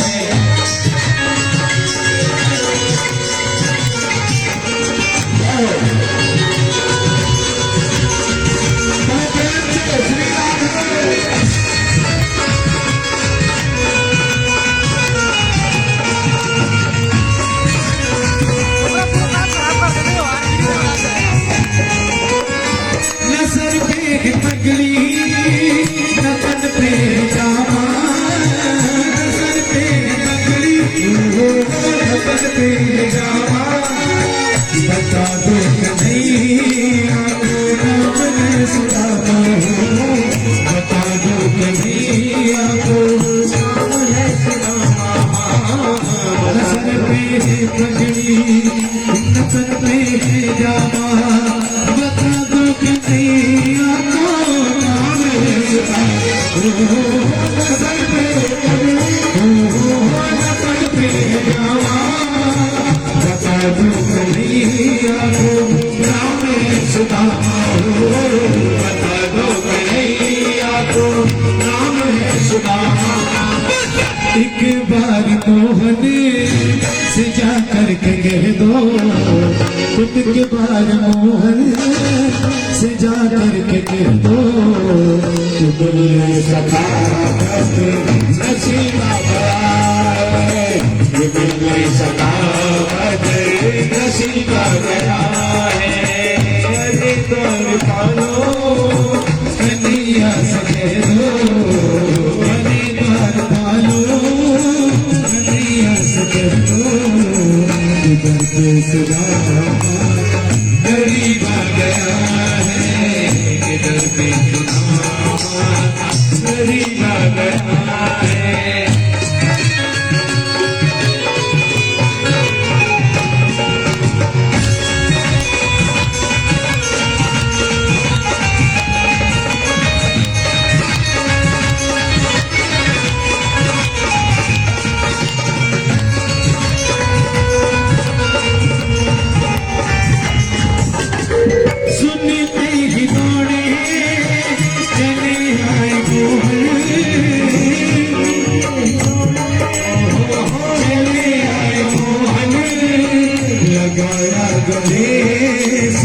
सुदामा को मोहन लगाया गले सुदामा को मोहन तो सुनते दौड़े चले आए मोहन लगाया गले से सुदामा को मोहन सुनते दौड़े चले आए मोहन लगाया गले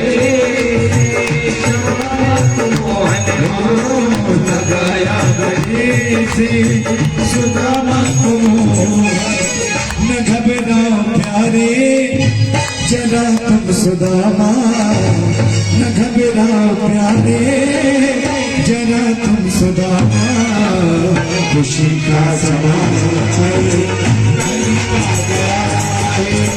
खुशी का समा तेरे करीब आ गया हरे द्वार पालो कन्हैया समझ लो हरे द्वार पालो कन्हैया समझ लो किधर पे सुदामा किधर पे सुदामा करीब आ गया बड़े प्रेम से श्री राम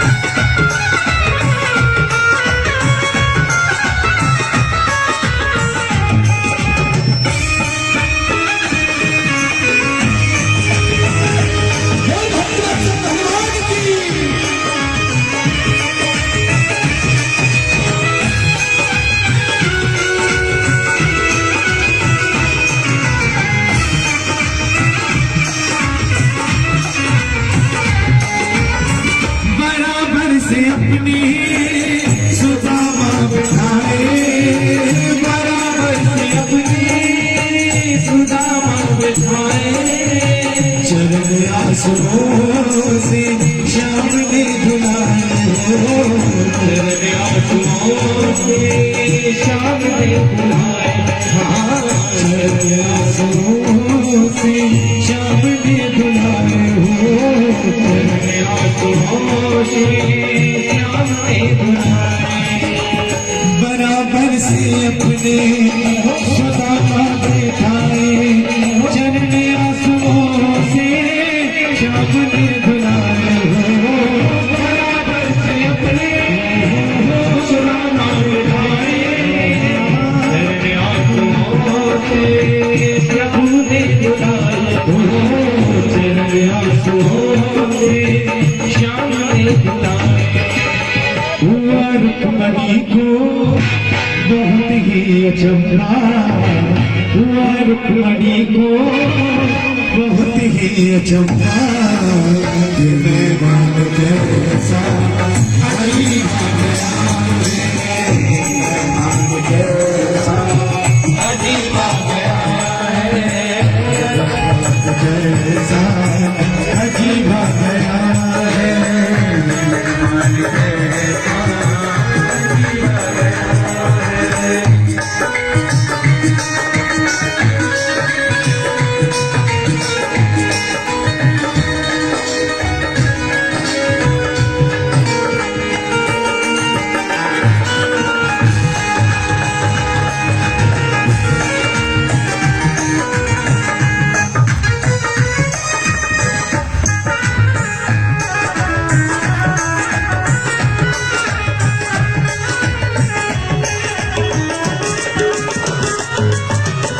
हरिदार पालो कन्हैया से कह दो हरिदार पालो कन्हैया से कह दो कि मिले सुदामा गरीब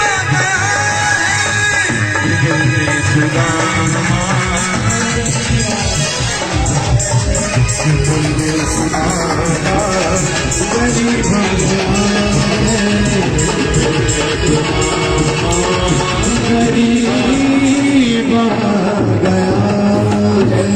जैसे द्वारकाधीश ने सुना कहीं पादुकाएं छूट गई, कहीं पीताम्बर गिर गया, कहीं मयूर पंख गिर जाता है, पागलों की भांति दौड़े जा रहे हैं। इधर सुदामा जी महाराज विचार कर रहे हैं कि जब जय विजय पार्षद बतलाएंगे तब याद आएगा कौन मित्र कौन सुदामा, कहाँ रहते थे, कहाँ मिले थे।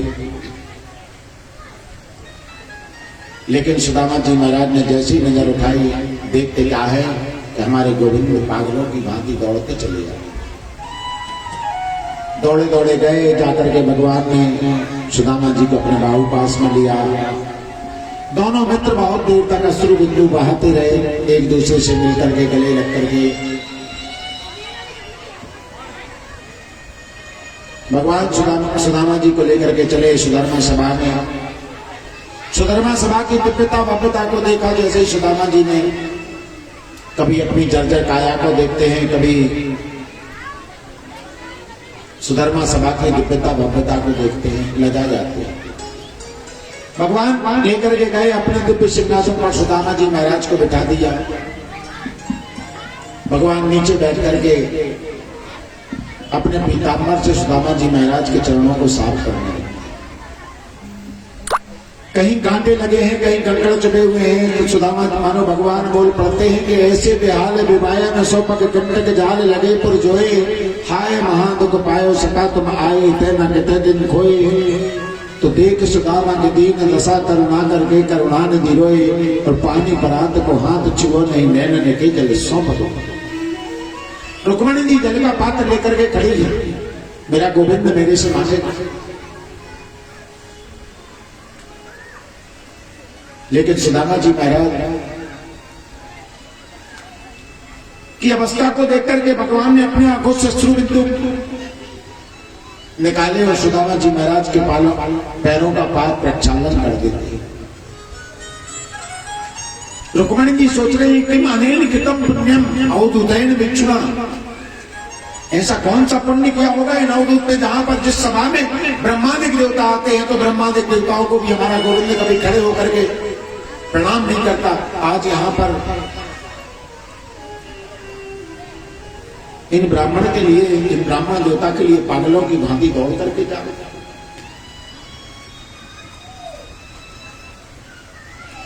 सुदामा जी महाराज को बिठाया, भगवान ने भैया बढ़िया वस्त्र आभूषण पहनाए,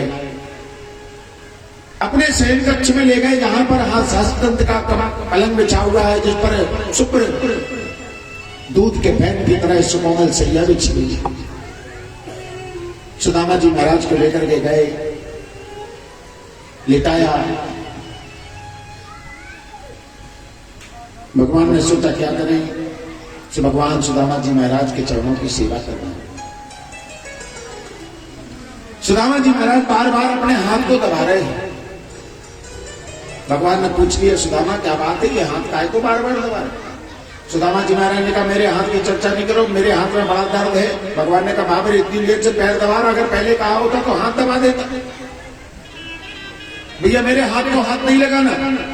और जैसे भगवान ने पकड़ करके हाथ खींचा, तो उसी समय को तंदूर की पोटली जो लेकर के आए थे, वो तंदूर की पोटली गई। भगवान ने तुरंत उस तंदूर की पोटली को उठाया, उठा करके खोला। मित्र,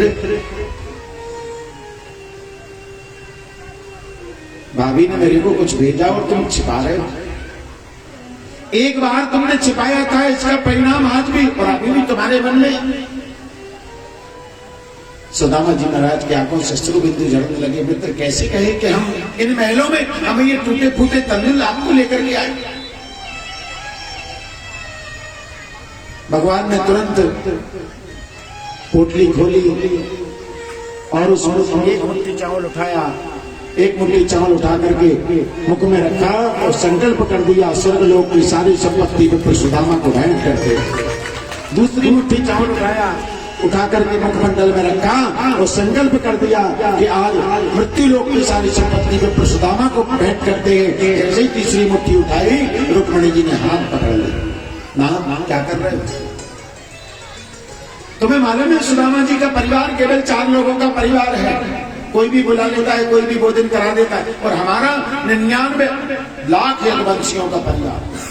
कोई नहीं बुलाएगा महाराज, भूखे बैठे रहेंगे अगर सुदामा जी की जगह पे खड़े कर दिया। सुदामा जी महाराज ने कहा, अरे वो ठीक तो कह रही है, हाथ पकड़ करके काय कोई कच्ची चावल खा रहा, अभी पेट में दर्द होने लगा, गड़बड़ हो जाएगा कुछ। मानो रुक्मणी जी कहना चाहती हैं, गोविंद इन ब्राह्मण देवता के प्रसाद को आपने तो मुट्ठी मुट्ठी भर के फेंक लिया, अगर हमको एक एक दाना भी मिल जाएगा तो हमारा जीवन भी धन्य हो जाएगा। भगवान ने तुरंत वो मुट्ठी रुक्मणी जी की अंजलि में छोड़ दिया। सुदामा जी महाराज को बढ़िया भोजन कराया, रात्रि विश्राम किया, भोर हुई।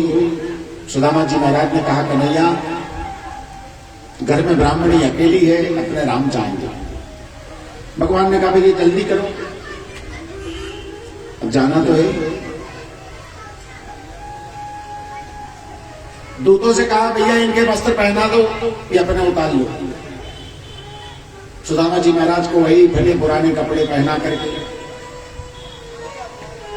सुदामा जी महाराज ने कहा, भैया जा रहे हैं। भगवान ने कहा, जल्दी चले जाओ, शाम तक पहुंच जाओगे, अंधेरा होने के पहले घर में पहुंच जाओ।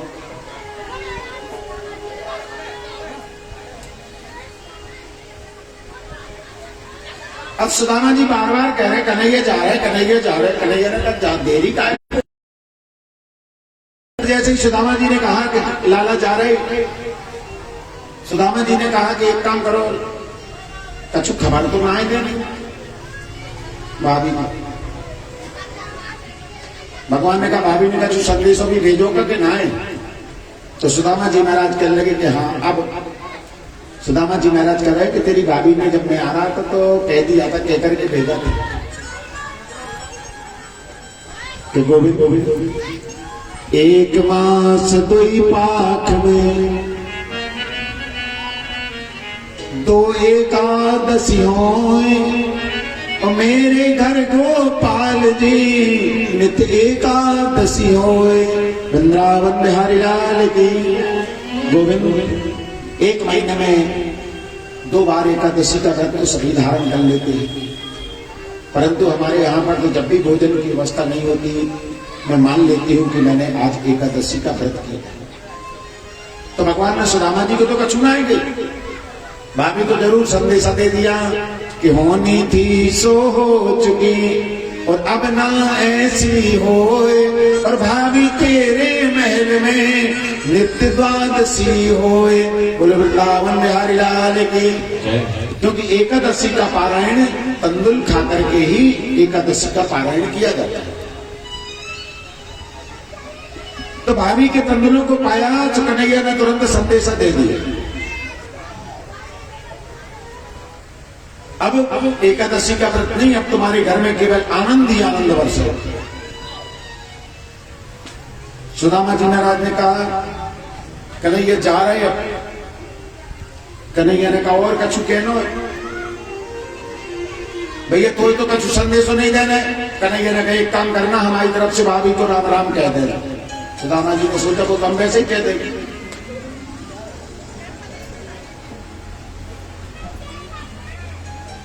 अच्छा कन्हैया लाला, तूने तो अभी तक बताई नहीं कि तूने विवाह किया कि नहीं। तूने तो पूछ लिया था कि विवाह किया कि नहीं, मैंने बता दिया कि तुम्हारी भाभी का नाम सुशीला है, परंतु तूने तो अभी तक ना है, बताओ विवाह। जैसे ही सुदामा जी ने विवाह की बात करी, भगवान ने तुरंत इशारा किया, रुक्मणी आ जाओ। अब रुक्मणी आई, आकर के प्रणाम किया। सुदामा जी महाराज आशीर्वाद दे रहे, पुत्रवती भव पति प्रिया भव। मैं मित्रवृंदा पुत्रवती भव पति प्रिया भव, जामवती पुत्रवती भव पति प्रिया भव। एक एक करके आ रही हैं और आशीर्वाद देते जा रहे, पुत्रवती भव पति प्रिया भव, पुत्रवती भव पति प्रिया भव। ज्यादा लाइन लंबी हो गई, सब कह रहे भाव भाव भाव भाव। अब और ज्यादा लंबी लाइन दिखाई देने लगी। तो धीरे से पूछ लिया, कार्य कन्हैया जो सब कह आए। कन्हैया ने कहा, जितनी आ रही हैं आशीर्वाद देते जाओ, सब अपनी आंख बंद करके तुम तो आशीर्वाद बांटते जाओ और गिनती करते करते। सुदामा जी महाराज सुख में पड़ गए, भैया राजा महाराज ठहरे ठहरे, बड़े ठाट बाट हैं। अरे 2, 5, 10, 50 शादियां कर रखी होंगी, लेकिन जब लाइन जरा लंबी दिखाई दे गई कि हनुमंता तक लाइन दिखाई, ये सब काहे के नहीं है। बोले तुम तो गिनती करते जाओ, आशीर्वाद देते जाओ। अभी तक महाराज सब पुत्रवती भव पति प्रिया भव, पुत्रवती भव पति प्रिया भव। अब कह रहे भाव भाव भाव भाव भाव। कन्हैया सांची तो बता दे रे लाला के तू सब आए कहा सब कैसी। बोले देखो महाराज अब तुम लड़ाई ना कराओ हमारे घर में। बोले क्यों? बोले देखो जितनी निकल गई और अभी जो आ रही हैं, अब जिनको आशीर्वाद मिल गया है वो तो प्रसन्न हो गई, जिनको नहीं मिलेगा वो लड़ाई तो नहीं हमसे। इसलिए आपको चुपचाप आशीर्वाद देते जाओ, आशीर्वाद देते जाओ। सुदामा जी महाराज ने कहा भैया कितनी है ऐसी आशीर्वाद देने? बोले अभी तक गिनती कर रहा। बोले हाँ गिनती कर रही, कितने हो गई? बोले 3,000। अरे तो आदि ना में 16,108 है। सुदामा जी महाराज उचट उचट पड़े, एक कन्हैया अरे तू इनका अर्धांग और ये तेरी अर्धांगिनी, जैसे आशीर्वाद देने लगे तो अपनी वृंदावन में हारी लाल एक काम कर, तू आकर के मेरे को प्रणाम कर, मैं इनको सबको आशीर्वाद देता हूँ, तुझे आशीर्वाद मिलेगा सबको मिल जाएगा। धन्य है भक्त जो भगवान से कह रहा है कि तू आकर के प्रणाम कर, मैं आशीर्वाद देता हूँ। और सुदामा जी महाराज के चरणों में भगवान ने जैसे ही प्रणाम किया, सुदामा जी महाराज ने आशीर्वाद दे दिया। श्री वर्चस्वमायोगम महाविदार्थ भगवान मह्यते। सुदामा जी महाराज ने कहा तो लाला अब जा रहे। भगवान ने कहा जल्दी। अब सुदामा जी महाराज उदेड़ वन में चले जा रहे। देखो सुशीला बार बार कहती चले जा कछु तो मिले, परंतु मुझे तो मालूम कि कन्हैया कितनों कंजूस है, कितनों कंजूस है। अरे ठाकुर तो कंजूस है ही, ठकराने तो और ज्यादा कंजूस थी। बाबरिया से आ गई मुंह उठा करके मैं आपको, मैंने भी आशीर्वाद दे दिया पुत्रवती व पति प्रिया, मुक्त ही में बांट दिया। अगर अठन्नी भी लेके आई होती तो अपनी दरिद्रता दूर हो जाती, मगर खाली हाथ ही आ रही। इसी उदेड़ वन में चले जा रहे थे कि जाकर के पहुंचे। जाकर जैसे देखा जहां पर कुटिया थी वहां पर बढ़िया दिव्य महल अट्टालिकाएं दिखाई। और सुदामा जी ने देखा जैसे मंदिर बने हुए हैं। मानो सुदामा जी महाराज ने जैसे ही देखा महल अट्टालिकाओं को, ये सब कहां से? दरवाजे पर दो द्वारपाल खड़े हैं जय विजय नाम के पास। जैसे पार्षदों की दृष्टि पड़ी, पार्षदों ने देखा, पार्षदों से पूछ लिया भैया यहाँ पर हमारी कुटिया हुआ करती थी। पार्षदों ने कहा मुझे नहीं मालूम, ये कौन सी नगरी? बोले सुदामापुर। तो तुम्हारे सुदामा जी कहाँ है? बोले वो तो घूम द्वारकापुरी का। सुदामा जी ने सोचा द्वारका तो नहीं गया था, ये भैया महल अट्टालिकाएं वो भैया को कोई जानकारी ना है। यहाँ पर हमारी ब्राह्मणी रहती थी वो कहाँ है बाको भी कोई पता ना। हम तो भैया जब से आए हैं दरवाजे पे द्वारपाल बन करके बैठे। इतने में सुशीला की दृष्टि पड़ गई। जैसे ही महल अट्टालिकाओं को देखा सुदामा जी महाराज डर रहे हैं कि मंदिर देखे, मंदिर देख डरे सुदामा, मंदिर देख डरे।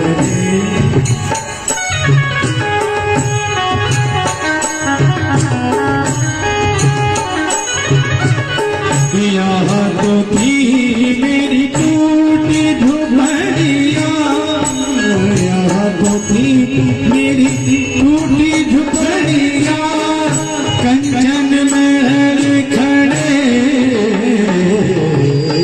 मंदिर देख डरे सुदामा, मंदिर देख डरे।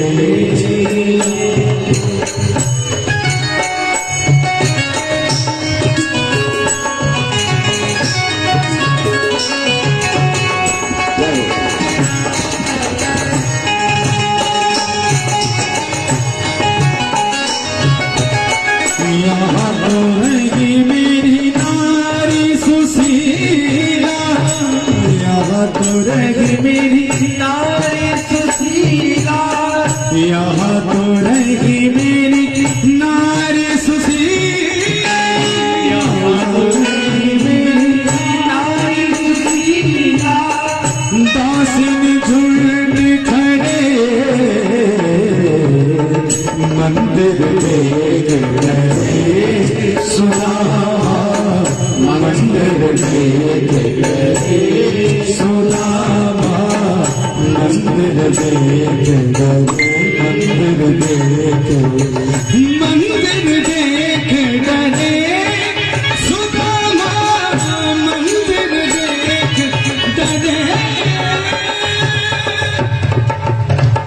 जैसे ही सुदामा जी ने देखा, अंदर दृष्टि पड़ी तो सुशीला की दृष्टि पड़ गई, सुदामा जी को पहचान गई। सुशीला ने जैसे ही बढ़िया 16 श्रृंगार किया, सखियों के झुंड के साथ में थाल लेकर के चल रहे। अब सुदामा जी महाराज विचार कर रहे हैं कि शायद कोई राजकुमारी है जो पूजन करने के लिए जा रही है, तो अपने राम रास्ते में काहे को खड़े हो, तो बगल में जाकर के दबक करके खड़े हो गए। इधर सुशीला पूजन का थाल लेकर के घूंघट डाले हुए जाकर के सुदामा जी महाराज के पास पहुंची। महाराज, हमें मालूम है कि आप बहुत बड़े ज्योतिषाचार्य हैं, जरा हमारे हाथ को देख करके बताओ, मेरे पति बहुत दिनों से परदेश गए हैं, इस समय पर कहां? और जैसे सुशीला ने हाथ बढ़ाया, सुदामा जी महाराज ने नजर डाली। सुदामा जी महाराज ने कहा, देवी, इस समय पर तुम्हारे हाथ की रेखाएं कह रही हैं कि तुम्हारे पति को तुम्हारे सन्मुख होना चाहिए। और जैसे ही सन्मुख कहा, सुशीला ने तुरंत घूंघट उठाया, और जो घूंघट उठाया, क्योंकि ये आता है तो ये तो अपने ही आप आ जाता है। धन पैसा आया और रूप सौंदर्य तो अपने आप में खर जाता है। और जो उठा करके देखा, सुदामा जी महाराज ने कहा, अरे सुशीला, तुम ये सब किसने, ये सब कहां से? बोले, द्वारिकाधीश ने। अरे वो कहां से देगा जिसने कपड़े उतार लिए, वो क्या देगा? सुदामा जी महाराज बोल पड़े, हे गोविंद, मैंने ये कम मांगा था, ब्राह्मणी को इसकी चाय है, ये ब्राह्मणी की, मैं तो पर्णकुटी में रहूंगा। और सुदामा जी महाराज वापस चलने लगे। जैसे ही वापस चलने लगे, अंदर से आवाज आई, ओ मित्र। जो पीछे मुड़ करके देखा, देखते हैं संग चक्र प्रदान पद्म दिखाई देता।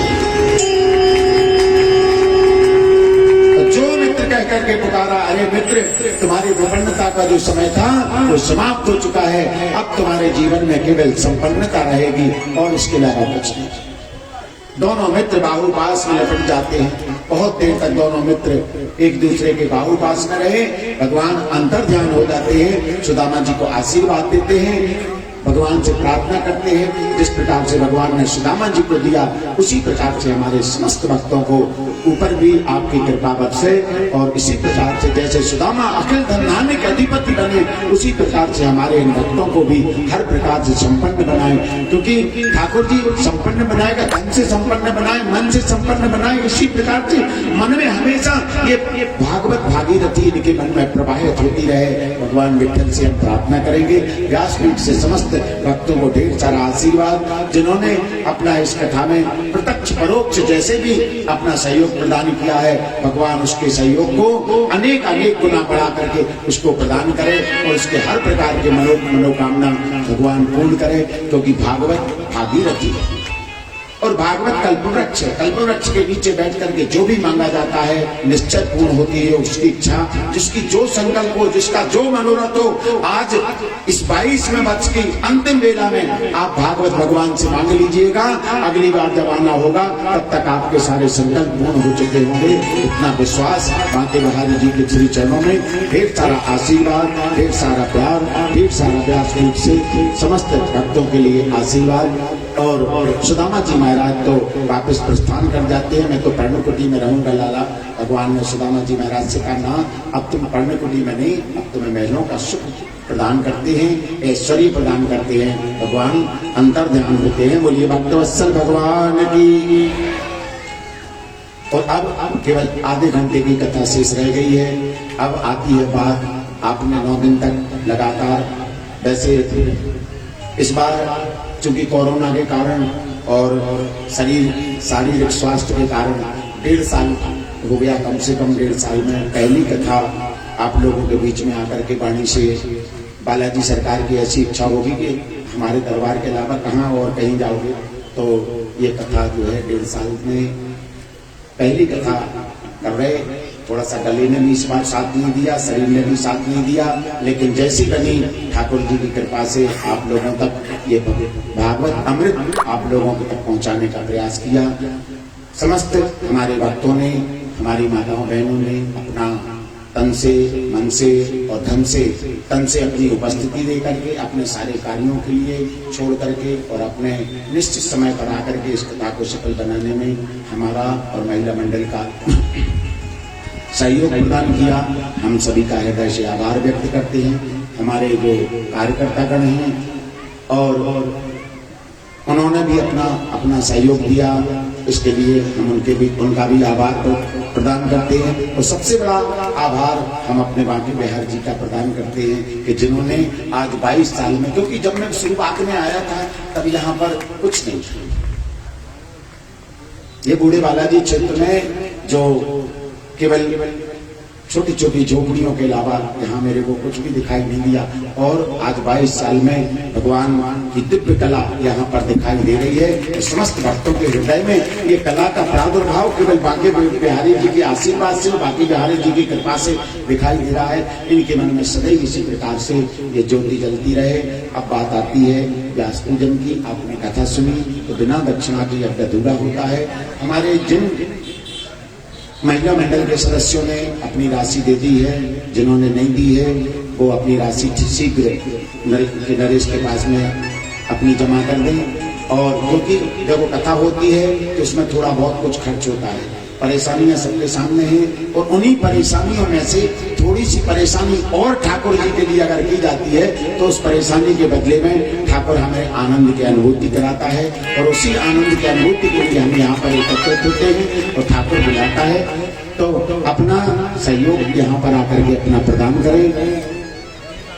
कल कथा का भंडारा होगा। अब आती है बात व्यास पूजन की।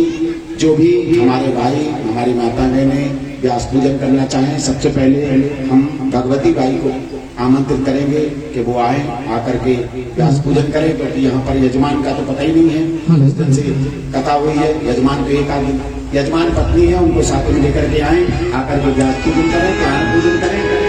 और भगवती बाई हमारे जो गंधर्वगण हैं संगीत वाले, इनका तिलक करके इन्होंने अपना जो सहयोग प्रदान किया है। एक मिनट नरेश। ब्रजेश सिंह शर्मा पूर्व पार्षद, इनकी ओर से 1100 रुपए की राशि प्राप्त।